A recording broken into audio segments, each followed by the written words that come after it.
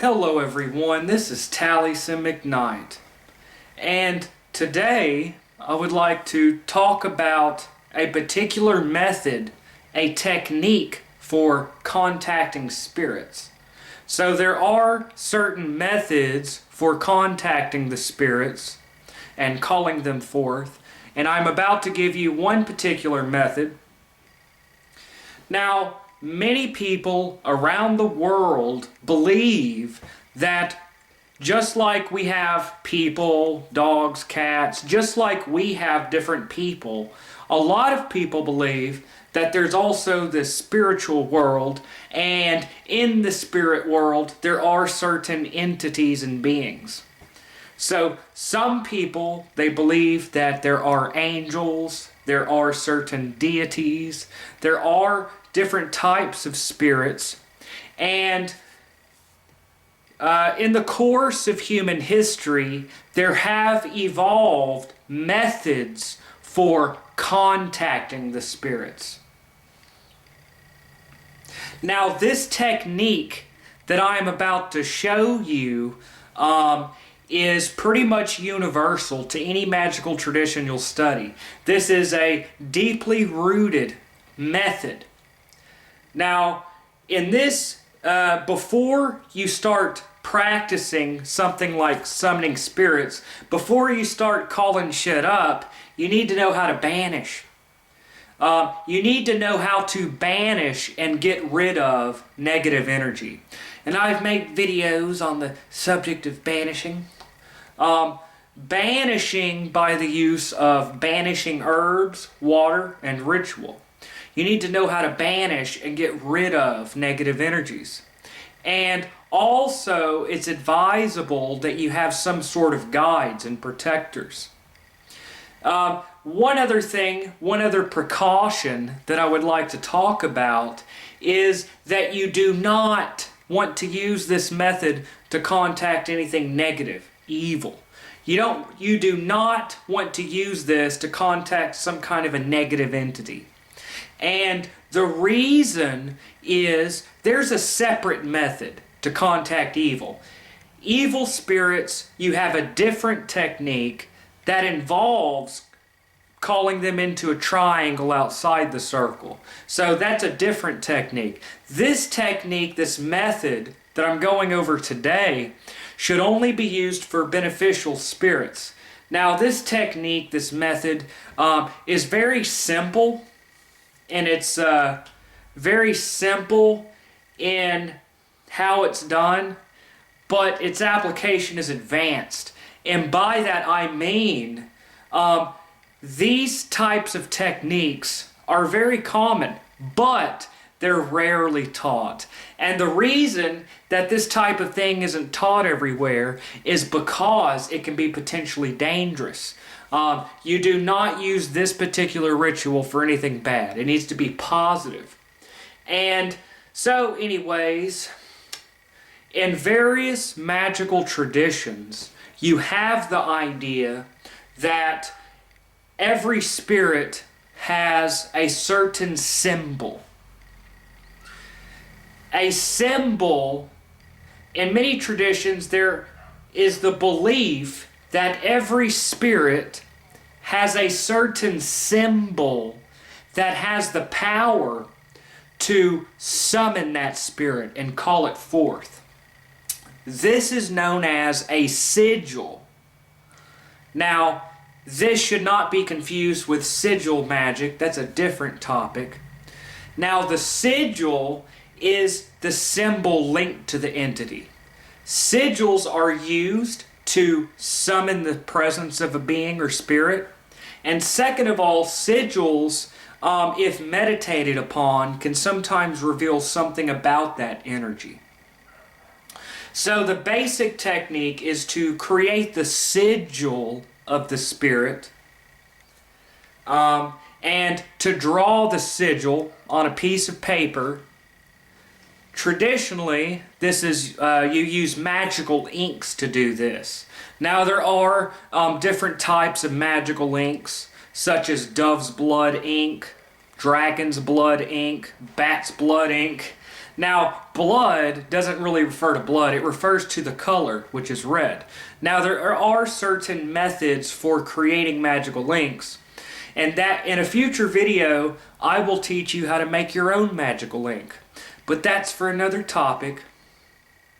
Now, in voodoo, you have symbols for the spirits called veve. In ceremonial magic, you have symbols or sigils for the spirits. And so you will find the appropriate sigil and you will draw this on a piece of paper. And after you've done this, you can surround the sigil with charged candles and then you call it forth. And that's the simple method. Trace the sigil, surround it with candles, and call it forth. Now,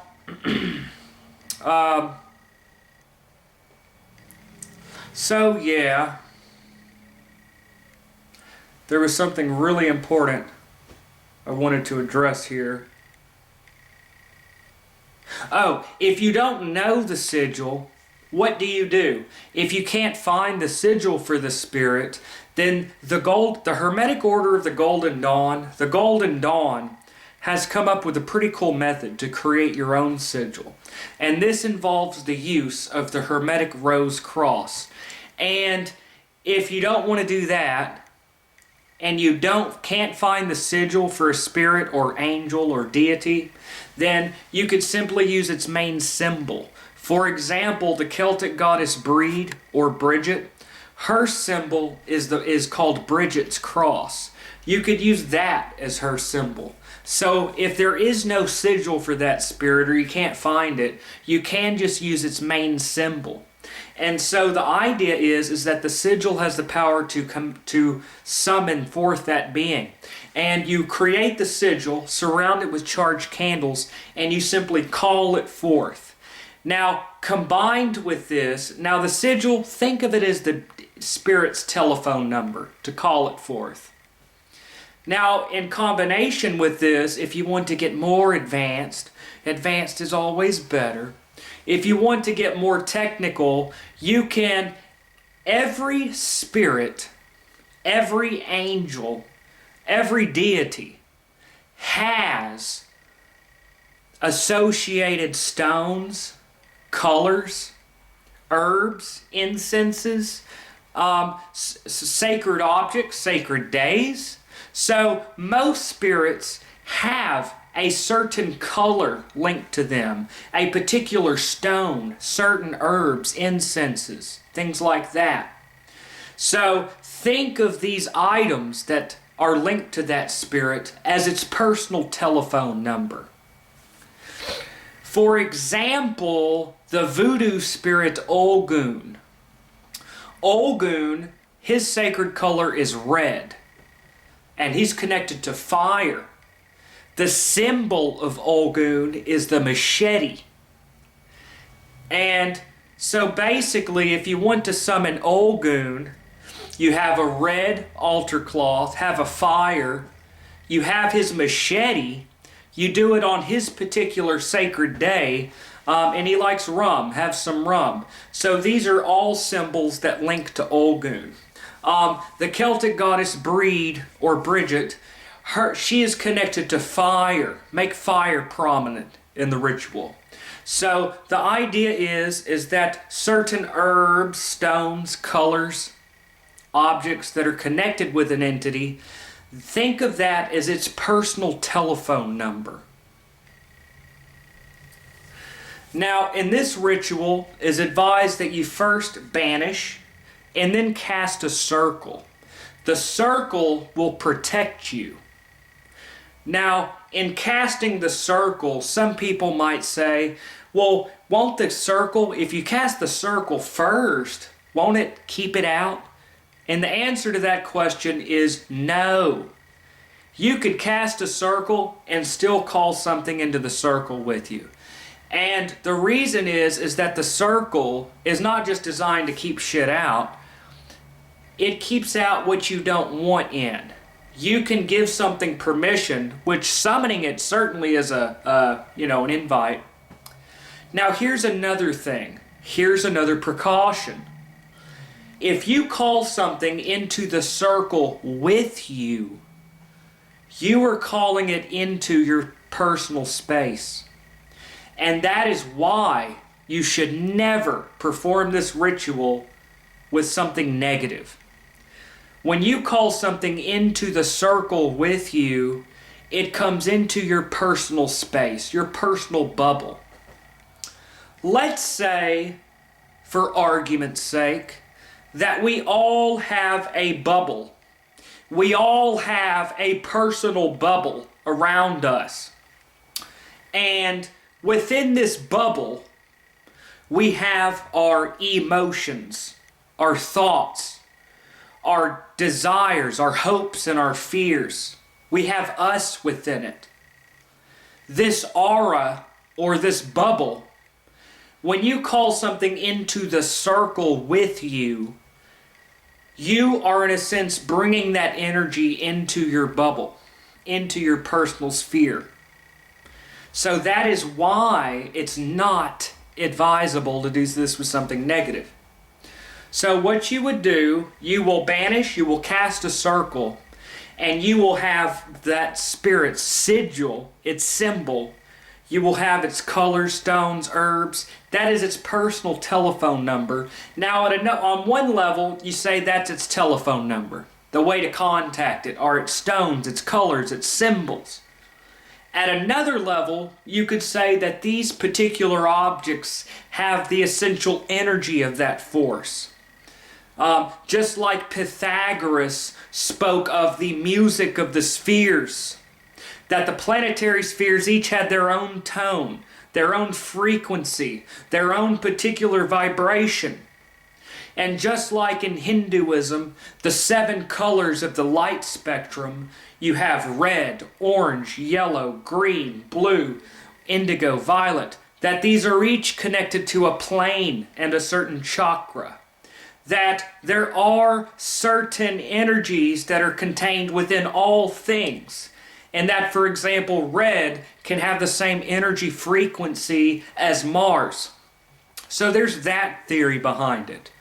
And another idea is the symbolic approach. The symbolic theory is that these are simply symbols within our minds. That within the human being is the ability to do all of these great magical things.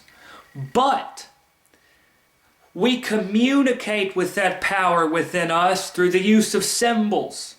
So that through using the associated sigil, its colors, herbs, stones, that those symbols are a way to communicate with our subconscious. If you doubt that symbols are that important, then you should take a look at some religious ritual.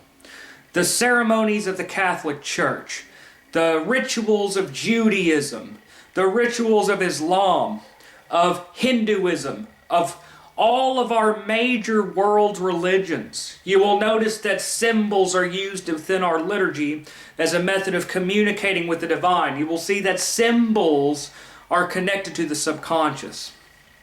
So anyways, getting kind of off on another rant here, sirs and madams. So yeah, so what you have is the sigil of the spirit.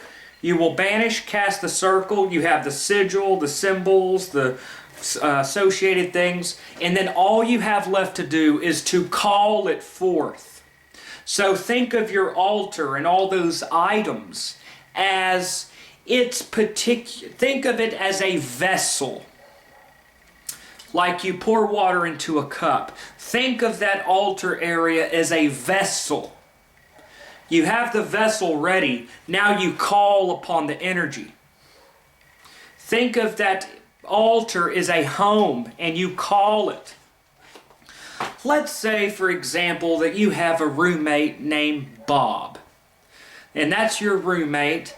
And let's say that Bob likes beer. So, what do you want to do if you want to get Bob's attention? You will crack open a beer and say, "Hey Bob, got a cold beer for you." And Bob comes a-running, y'all, because he likes beer. kind of the same idea. Your ritual is your altar is the telephone number, to call it, with its associated symbols and items. You have your vessel ready, then you call it forth. Now, this is in two parts: the symbols of the spirit, angel or deity, and the calling. Now we get to the second part, which is the calling. You mentally focus on the spirit and you call it forth. I invoke thee. I call you forth, whatever spirit. I call you, come to me. So you focus on the entity and you summon it forth. And you could think of all these symbols as a way to focus your mind on calling that spirit.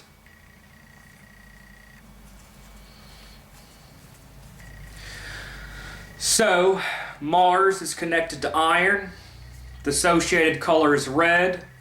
You create an incense of Mars. You do it on Tuesday, the day of Mars. Have a red altar cloth. Have iron. Have weapons of war on the altar. You have the symbol of Mars, the glyph, which is the circle with the arrow thing coming out. And then you will call Mars during the hour of Mars. And that is a basic technique for calling Mars. Now, once you have summoned the spirit, angel, or deity, whatever, what do you do then? Then you can petition the spirit. If you want to just infuse yourself with its energy or power, let's say you need more strength in your life. You need more inner strength. You may summon forth Mars just to absorb that energy. In that case, once you've called it forth, you just absorb the energy.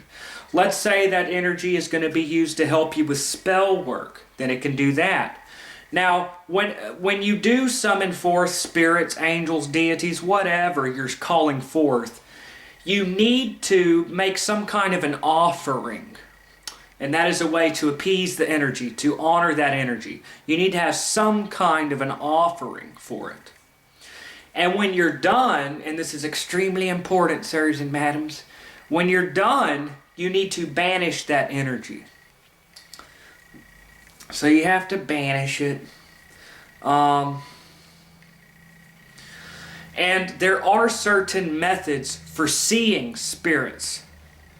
In my next video, I will teach you a method, a very simple technique for being able to see spirits. But that's in the next video. Today I've given you a simple method. Have all the colors and symbols and call it forth. It's that simple, y'all.